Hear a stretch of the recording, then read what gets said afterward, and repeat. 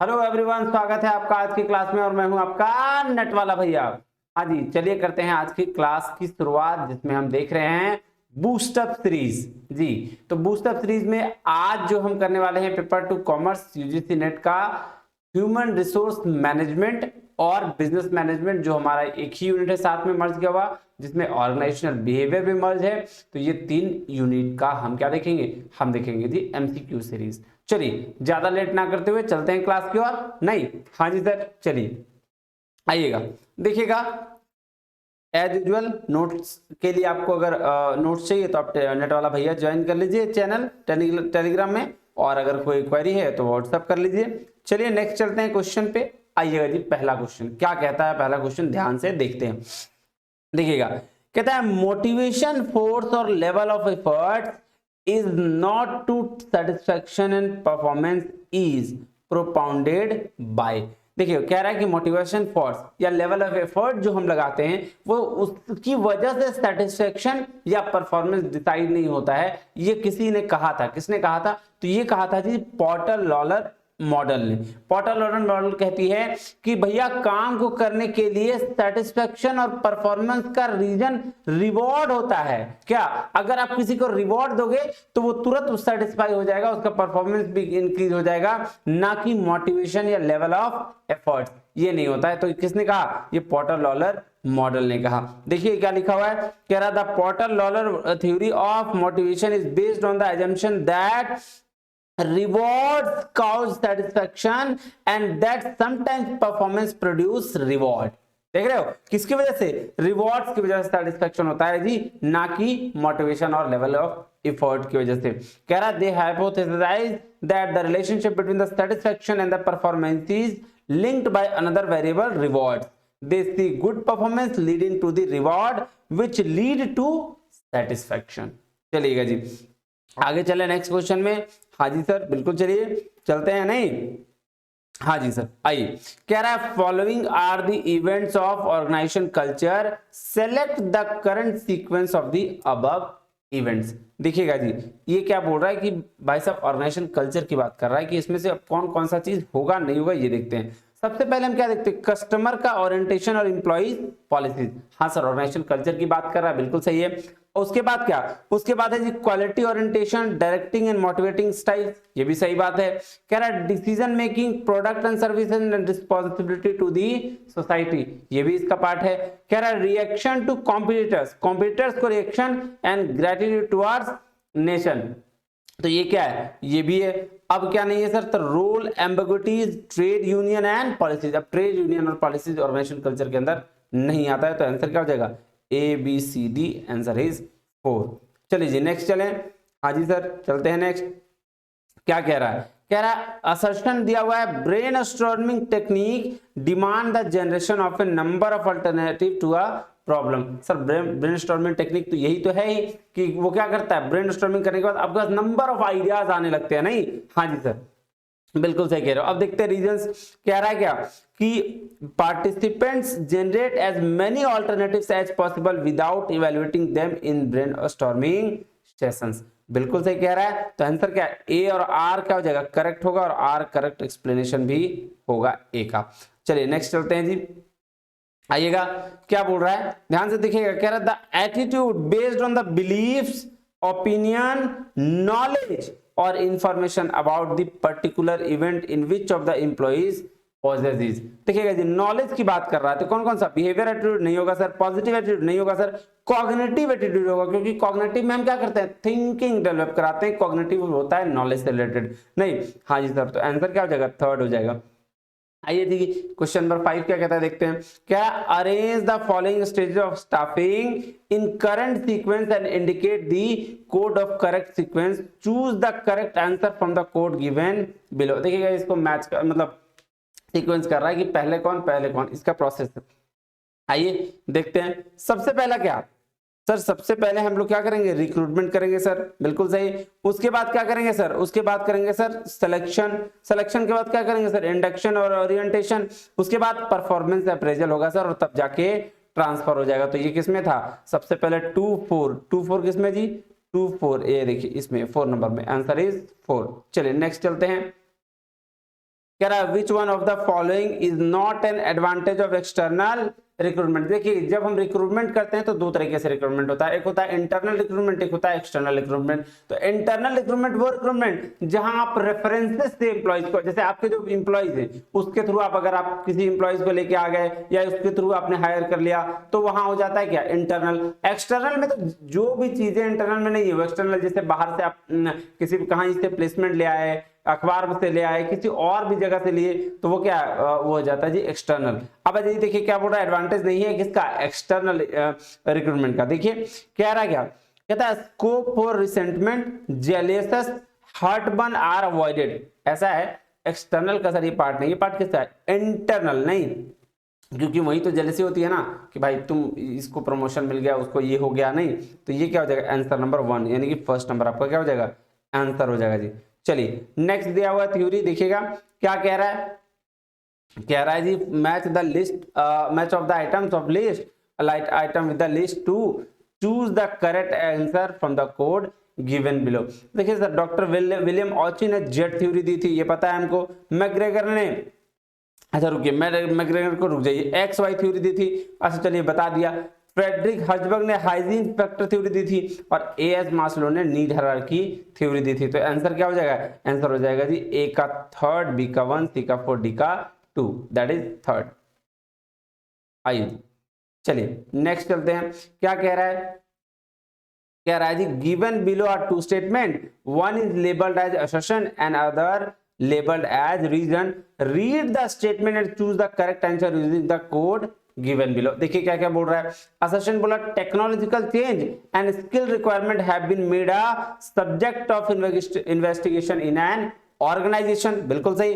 and the क्या बोल रहा है, reason the new classical economic theory stated that technological changes require a broader variety of skills and higher average skills from the workers, that is क्या, दोनों तो सही लग रहा है सर। क्या असर्शन रीजन को कर रहा है, जी सर बिल्कुल एक्सप्लेन कर रहा है, क्योंकि दोनों एक ही बात को कह रहा है। तो आंसर क्या हो जाएगा, सॉरी 4, थर्ड नहीं 4, एक मिनट, हाँ ये देखिए जी 4, A and R R correct, R is the correct right explanation of A.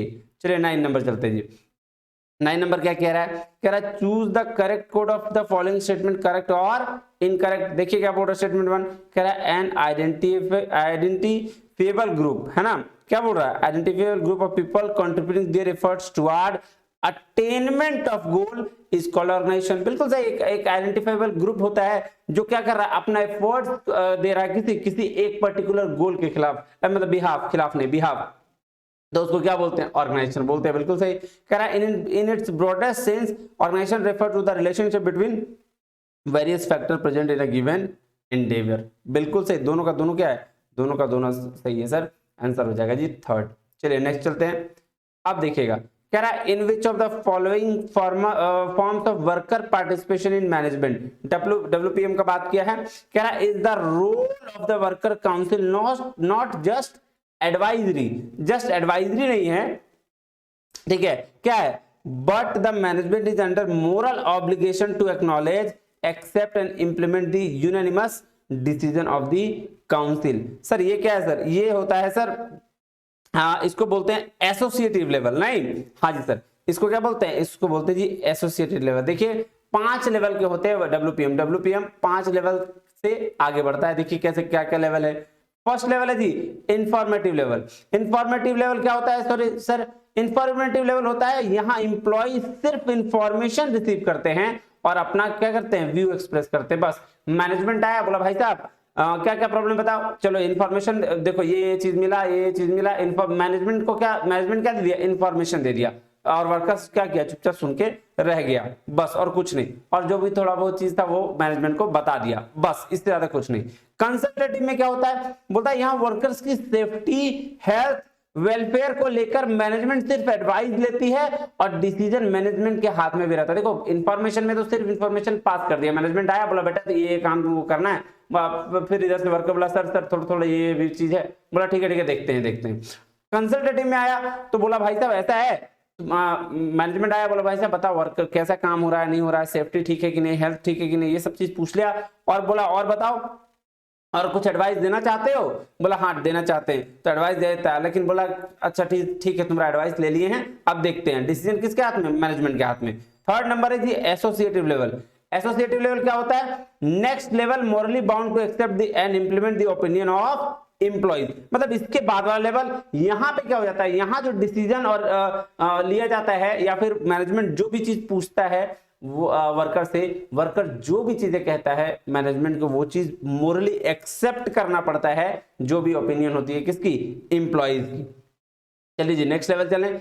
Next level administrative level, और यही इसी एसोसिएटिव की बात अभी क्वेश्चन में कर रहा था। एडमिनिस्ट्रेटिव लेवल क्या होता है? कहता है sir employ takes part in decision which were already taken by management. मतलब ऑप्शन दे दिया कि भाई तीन में से एक सेलेक्ट कर लो। देखिए एडमिनिस्ट्रेटिव लेवल वो लेवल होता है जहां पे क्या होता है, जहां पे मैनेजमेंट पूरा डिसीजन ले लेती है और वहां ऑप्शंस रख देती है किसके लिए? एम्प्लॉयज या वर्कर्स के लिए। बोलती है तीन चार ऑप्शन है, इसमें से एक एडप्ट कर लो, तो वो क्या करता है फिर वहां पे वो डिसीजन किसके हाथ में हो जाता है? वर्कर्स और एम्प्लॉइज के हाथ में हो जाता है। इसको बोलते हैं जी एडमिनिस्ट्रेटिव लेवल। और लास्ट लेवल है जी डिसिसिव पार्टिसिपेशन। डिसिसिव पार्टिसिपेशन में क्या होता है? यहाँ वर्कर्स और मैनेजमेंट दोनों मिलकर डिसीजन लेते हैं मैटर्स रिलेटेड टू किससे? वर्कर और प्रोडक्शन। प्रोडक्शन और वर्कर्स रिलेटेड जो भी डिसीजन होता है वो कौन? वर्कर्स और मैनेजमेंट दोनों मिलकर लेते हैं। लीजिए जी ये 5 लेवल हो गए, इसको ध्यान में रखिएगा, बहुत बहुत इंपॉर्टेंट है। चलिए नेक्स्ट क्वेश्चन पे चलते हैं।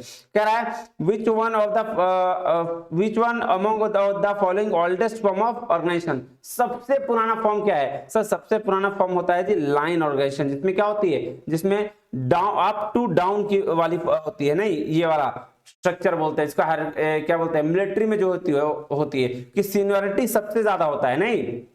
हाँ जी सर, मतलब आपका सुपीरियर आपके लिए सबसे बेस्ट है।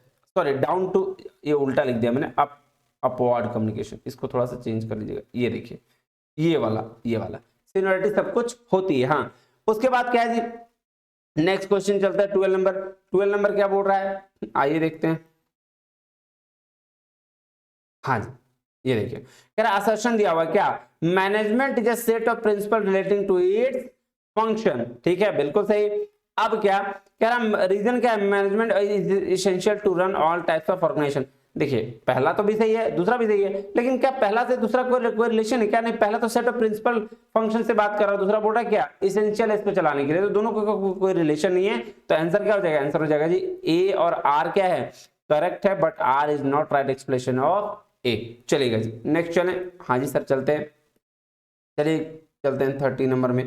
क्या बोल रहा है? कह रहा था पॉपुलर स्टेटमेंट है ना क्या? If you have a hammer everything looks like a nail is given by, ये दिया है सर मास्लो, एच मास्लो ने हायरार्की ऑफ नीड्स में ये बात कही है। चलिए नेक्स्ट चलते हैं। क्या बोल रहा है? कह रहा था principles of management have the following distinct features. Principle of management का फीचर्स दिया हुआ है, देखते क्या क्या। फ्लेक्सिबिलिटी बिल्कुल होना चाहिए सर, फ्लेक्सिबल अप्रोच होना चाहिए। यूनिवर्सल एप्लीकेशन सारे ऑर्गेनाइजेशंस के लिए होना चाहिए, बिल्कुल सही है। फिर क्या third number, principles are relative not absolute. Sir absolute में बड़ा दिक्कत हो जाता है, रिलेट करके होना चाहिए, रिलेटिव होना चाहिए, based on the situation, situation based होना चाहिए। ऐसा नहीं इंजीनियर से प्रोग्राम लगा दिया हर में एक ही, नहीं ऐसा नहीं। तो आंसर क्या हो जाएगा sir? A B C D 4 number, यानी कि चारों के चारों क्या है? सही है।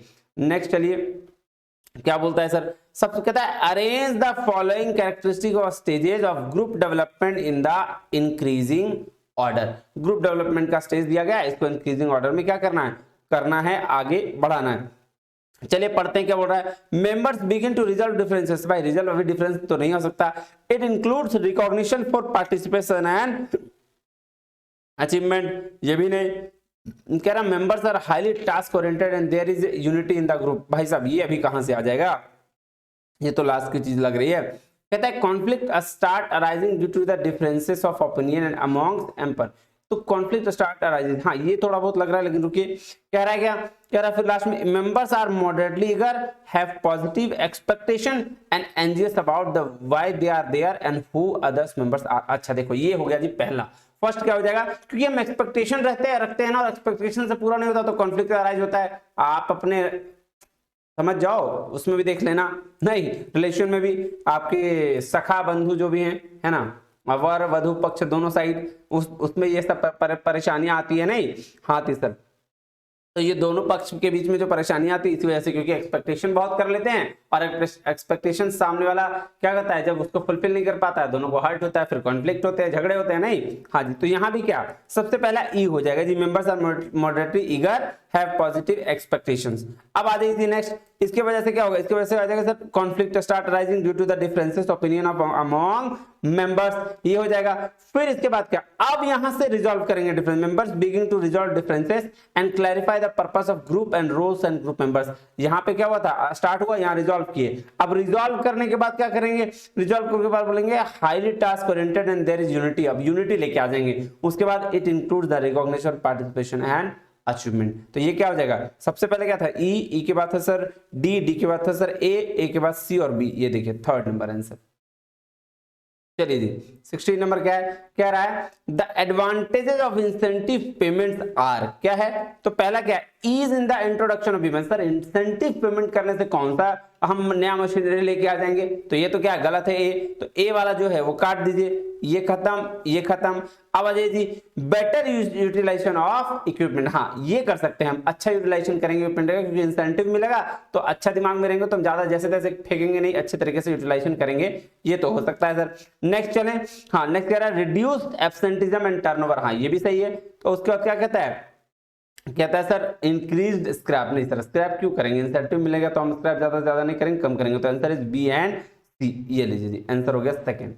चलिए जी नेक्स्ट चलते हैं, अब आ जाइए जी क्या कह रहा है, कह रहा है use of interviews as a training needs assessment technique has the following advantage. Interview का यूज करेंगे तो क्या क्या एडवांटेज होगा, कहता है क्वेश्चन कैन बी मॉडिफाइड, बिल्कुल सही, नहीं क्वेश्चन तो मॉडिफाइड किया जा सकता है, जो अपने हिसाब से क्वेश्चन पूछेंगे अगर इंटरव्यू मेथड रहेगा तो, हाँ सर बिल्कुल सही कह रहे हो। इजी टू एनालाइज, नहीं सर इंटरव्यू में ये मेथड में इजी तो पॉसिबल एकदम नहीं है, तो ये तो होगा ही नहीं, ये नहीं होगा। चलिए नेक्स्ट और क्या बोलता है, can explore the unanticipated issues that come, हाँ ये इंटरव्यू में यही होता है कि हम कोई भी एक ऐसा जिसको जो एक्सपेक्ट नहीं था वो भी इश्यूज को क्या करते हैं, एक्सप्लोर कर सकते हैं, तो ये एक हो जाएगा। लेस टाइम कंज्यूमिंग, क्या बात कर रहे हो सर, इंटरव्यू और less time, high time consuming है ना, मोर टाइम कंज्यूमिंग, तो ये भी क्या होगा, गलत हो गया, तो answer is A and C, that is third.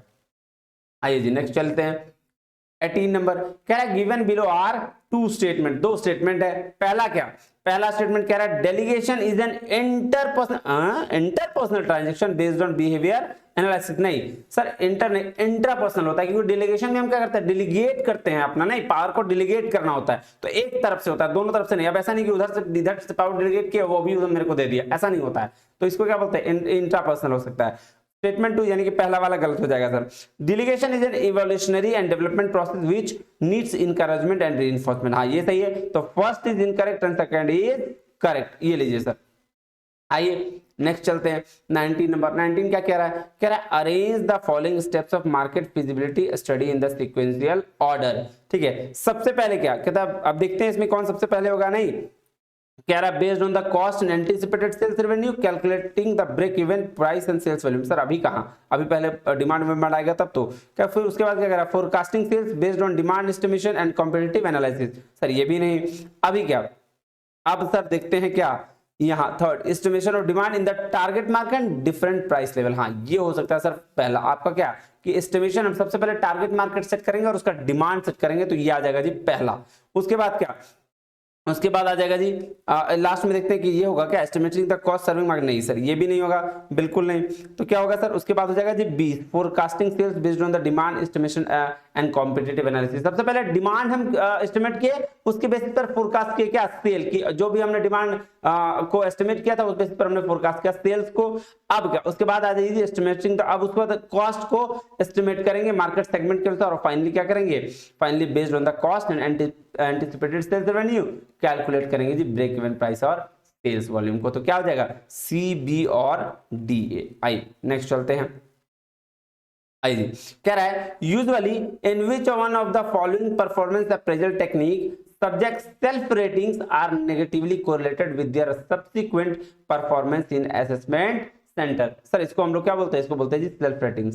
Sir 360 degree feedback, sir ये अलग चीज, 360 डिग्री अप्रेजल होता तो क्या होता है सर, उसका मतलब होता है जी सब जब आपका वर्कर्स एम्प्लॉय आसपास वाले सभी लोग आपके बारे में फीडबैक में अप्रेज करें आपको, नहीं हाँ जी सर चलिए नेक्स्ट चलते हैं, क्या कह रहा है, कह रहा है sir management according to information is used for which of the following distinct purposes, management का यूज किस किस डिस्टिंक्ट पर्पस से किया जाता है। नहीं कह रहा है मेजरमेंट, हाँ सर करते हैं, कंट्रोल के लिए बिल्कुल करते हैं, रिकॉर्डिंग ट्रांजैक्शन क्या ये करते हैं क्या, नहीं सर ये बिल्कुल भी नहीं करते हैं, क्योंकि रिकॉर्ड ट्रांजैक्शन अकाउंटिंग का काम है, मैनेजमेंट का नहीं। तो आइए जी ये, और उसके बाद क्या है जी नेक्स्ट है जी ऑल्टरनेटिव चॉइसेस, हाँ ये भी काम है, तो क्या हो जाएगा A B and D, that is third. चलिए जी नेक्स्ट चलते हैं, क्या कह रहा है, which of the following can be categorise as information processing services, sir ये इंफॉर्मेशन प्रोसेसिंग क्या होता है, सर ये लीगल सर्विस बोलते हैं इसको, नहीं, हाँ जी सर। आइए नेक्स्ट चलते हैं, क्या कह रहा है, कह रहा है क्या, principles of management are important and useful on account of the following reasons, क्या क्या रीजंस है जी, आइए देखते हैं। कह रहा है सबसे पहले टू इंक्रीज मैनेजरियल एफिशिएंसी, बिल्कुल सही बात है, ये होना ही चाहिए, है ना। अब टू अटेन सोशल ऑब्जेक्टिव्स, ये भी सही है। टू ट्रेन मैनेजर्स को ट्रेन करने के लिए भी, टू इंप्रूव रिसर्च इसके लिए भी, to coordinate material and human resources, sir सारे के सारे क्या हैं, यूजफुल है ना। तो आंसर क्या हो जाएगा, A B C D E, that is 4। आइए जी सॉरी, कह रहा है which one of the following is not true for the functional organisation, sir functional organisation क्या होता है, सर फंक्शनल ऑर्गेनाइजेशन वो ऑर्गेनाइजेशन होता है जो काम के बेसिस पर इसका डिवीजन होता है, नहीं, हाँ जी सर, जैसे अगर परचेजिंग का काम है, सेल्स का काम है, मार्केटिंग काम है, फाइनेंस काम है, तो काम के बेसिस पर हम क्या करते हैं, उसका डिवीजन करते हैं। आइए देखते हैं क्या बोल रहा है, कौन सा फंक्शन नहीं है, कह रहा है functional managers are specialist in their respective areas, बिल्कुल सही। It is useful for large scale business, जरूरी है, लार्ज स्केल का बिजनेस रहेगा तभी तो हम फंक्शंस काम बांटेंगे कि भाई सेल्स ये है, परचेजिंग ये है, फाइनेंस ये है, रिसर्च कट ये है, नहीं तब हो सकता है। लेकिन अगर काम ही छोटा है, मैं एक ही दुकान खोल कर रखे हैं तो क्या काम बांटना, सब तो खुद ही करना पड़ता है। हाँ कहता है it is based on the principle of unity of command, नहीं बिल्कुल, यूनिटी ऑफ कमांड कहता है कि एक आदमी सिर्फ एक सुपीरियर सिर्फ एक जूनियर को कमांड देना चाहिए, और इसमें क्या है फंक्शनल में ऐसा बिल्कुल भी नहीं पॉसिबल है। तो क्या हो जाएगा, यही हो जाएगा जी नॉट ट्रू, यानी कि ये क्या हो जाएगा, ये हो जाएगा गलत, और यही हो जाएगा इसका आंसर सही। मतलब ये लिखा हुआ गलत है, यूनिटी ऑफ कमांड नहीं होगा, और ये इसका क्या हो जाएगा आंसर हो जाएगा थर्ड। कह रहा है the discipline tends to become loose, हाँ ये भी होना चाहिए इसमें। अब चलिए नेक्स्ट चलते हैं 25, क्या बोल रहा है, कह रहा था विच one of the following training method is the most suitable for developing problem solving skills, देखिए प्रॉब्लम सॉल्विंग स्किल्स के लिए सबसे बेस्ट होता है जी केस स्टडी, क्योंकि लेक्चर तो हम लोग जैसे नॉर्मली देते हैं क्लास में जाके, रोल प्लेइंग आप किसी तरह से रोल प्ले करते हो, किसी का एक्ट देख के, सेंसिटिविटी ट्रेनिंग भी वो क्या है, ये भी इसमें नहीं होगा। चलिए आगे चलते हैं जी 26 में, क्या कह रहा है, logically sequence of the following steps in the managerial decision making process, sequence पूछ रहा है किसका, मैनेजरियल डिसीजन मेकिंग प्रोसेस का। आइए सबसे पहले देखते हैं क्या, डिटरमाइनिंग द ऑब्जेक्टिव, नहीं sir, selecting the best solution, sir पहले प्रॉब्लम तो जान लें, इंप्लीमेंटिंग द डिसीजन, नहीं ये भी नहीं, सबसे पहले क्या, डिफाइनिंग द प्रॉब्लम, ये हो गया जी सबसे पहले। अब इसके बाद हम डिटरमाइन करते हैं क्या, ऑब्जेक्टिव को, और इस ऑब्जेक्टिव डिसाइड करने के बाद हम आइडेंटिफाई करते हैं पॉसिबल सॉल्यूशंस, उसके बाद उसमें से सेलेक्ट करते हैं बेस्ट, और तब जाके जाते हैं जी इंप्लीमेंटेशन ऑफ फाइनल डिसीजन। तो क्या हो गया, सबसे पहले डी के बाद हो गया ए, डी के बाद ए के बाद फिर क्या ई, हाँ उसके बाद ई, उसके बाद बी, और तब सी, आंसर इज 4। चलिए नेक्स्ट चलते हैं जी, कह रहा है which one of the following is the most suitable coping mechanism if fear of overload is the source of resistance to change, क्या होगा जी, अगर मोस्ट सुटेबल कॉपिंग मैकेनिज्म क्या होगा, फियर ओवरलोड हो तो सर देखिए इसके लिए क्या है, पार्टिसिपेशन एंड इन्वॉल्वमेंट, नहीं ये नहीं है, इसके लिए क्या होना चाहिए, रोल क्लैरिटी और डेफिनेशन आपका होना चाहिए सही, तब आपका क्या हो जाएगा, फियर ओवरलोड कम हो जाएगा। कह रहा था functions of lower management are, lower management का क्या क्या फंक्शन है, आइए देखते हैं। सबसे पहले क्या है, सबसे पहले है जी आपका इतना ऊपर क्यों जा रहा भाई साहब, सबसे पहले क्या, executing plans and according to the policies and directive of top management, देखिए टॉप मैनेजमेंट का काम है, तो सर टॉप मैनेजमेंट का काम तो लोअर मैनेजमेंट बिल्कुल भी नहीं कर सकता भाई, ये सब तो इसको ए काट दीजिए, तो ए जिसमें है उसको पहले ही काट दीजिए, ये देखिए ए इसमें था, ये भी कट गया। अब आगे चलते हैं, दूसरा क्या है, दूसरा है जी ये देखिए, दूसरा है maintaining discipline among the workers, हाँ बिल्कुल सही सर ये होगा। सी, उसके बाद थर्ड क्या है, selecting suitable operative and supervisory personnel, sir ये भी काम किसका है, उसके ऊपर वाला क्या, मिड लेवल मैनेजमेंट का, तो ये क्या हो जाएगा, ये भी गलत हो जाएगा, ये भी इसका नहीं होगा। Next, providing training to the workers, हाँ सर ये काम इसका है, और मेंटेनिंग गुड ह्यूमन रिलेशंस, ये भी काम किसका है, इसका है। तो B D and E answer. वैसे भी अगर आप ए काट देते हो तो अगर बी सही कर रहे हो तो बी से आंसर आपका निकल जाता। चलिए नेक्स्ट करते हैं जी, क्या है, who coined the term collective bargaining, collective bargaining किसने दिया, तो sir Sidney Webb and Beatrice Webb ने दिया है। नेक्स्ट क्या, नेक्स्ट क्वेश्चन जी, which one of the following not correct with respect to the matrix organisation, क्या बोलता है, कहता है it is a combination of functional and product organisation, बिल्कुल सही। Functional departments are not permanent features of a matrix organisation, क्या बात कर रहे हो सर, इस मैट्रिक्स ऑर्गेनाइजेशन में सबसे परमानेंट कौन होता है, फंक्शनल। प्रोजेक्ट क्या होते हैं या प्रोडक्ट क्या होता है, वो तो भाई साहब एक लिमिटेड टाइम के लिए होता है, आता है वो, जैसे उसका काम फिनिश वो चले जाते हैं। तो ये क्या, यही उसका हो जाएगा जी आंसर, नॉट करेक्ट में क्या हो जाएगा, ये हो जाएगा सेकंड। देख लीजिए थर्ड का क्या बोल रहा है product departments are created need and them arise, बिल्कुल सही। जब उसका नीड होता है तब उसको बुलाते हैं, देखिए यही बोल रहा है। Team members have functional home when they are not needed on, when they are not needed on project. बोला टीम मेंबर्स क्या है, फंक्शनल होम में, घर में ही रहते हैं, नहीं, हाँ जी सर। तो इसका आंसर क्या हो गया, इसका आंसर हो गया जी 2। लीजिए जी, ये था जी ह्यूमन रिसोर्स मैनेजमेंट और बिजनेस मैनेजमेंट के प्रीवियस ईयर क्वेश्चंस। उम्मीद करता हूं आपको बहुत अच्छे से समझ में आया होगा। फिर भी अगर कोई डाउट रह गया तो आप मुझे व्हाट्सएप कर सकते हैं, और मिलते हैं अगले क्लास में। तब तक के लिए बहुत बहुत धन्यवाद, थैंक यू, जय हिंद।